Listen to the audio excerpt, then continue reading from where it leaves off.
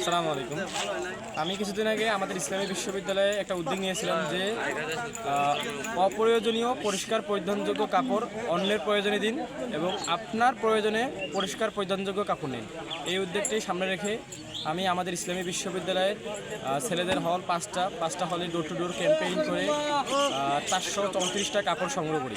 সেখানে pant, shirt, গেঞ্জি, hoodie, jeans pant আছে, পাঞ্জাবি আছে। এগুলো সংগ্রহ করার পর আমি যে আমাদের এখানে যে নির্মাণাধীন যে শ্রমিকগুলো কাজ করতেছে, এরা ম্যাক্সিমাম হচ্ছে আমাদের উত্তরবঙ্গ অর্থাৎ রংপুর বিভাগের দারিদ্র্যপীড়িত এলাকার।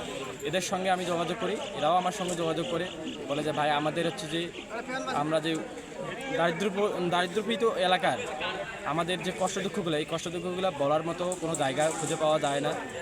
আচ্ছা, আপনারা এখানে আছেন, আপনারাই আমাদের শক্তি এবং আমরা তিস্তার পাড়ের লোক। আমি কিছুদিন আগে তিস্তা নিয়েও কথা বলছিলাম, যে তিস্তা নিয়ে সাইকেলিং করেছিলাম, তিস্তাকে জাতীয় পর্যায়ে বিভিন্ন জায়গায় কথা বলেছিলাম। তারই একটা উদ্যোগ হিসেবে আমি কাপড় সংগ্রহ করছি এবং এই কাপড়টা তাদের প্রতি অনুগ্রহ বা দান না, কারণ তাদের অধিকার, একটা প্রাপ্য অধিকার। কারণ আল্লাহ তাআলা কোরআনুল কারীমে একটা কথা বলছেন যে তোমরা একে অপরের সৎ এবং পুণ্যর কাজে সহযোগিতা করো। তাই এটা আমাদের দায়িত্ব যে আমাদের অধীনস্থ যে ব্যক্তিরা আছে দারিদ্র্যপীড়িত, তাদেরকে সাহায্য করা।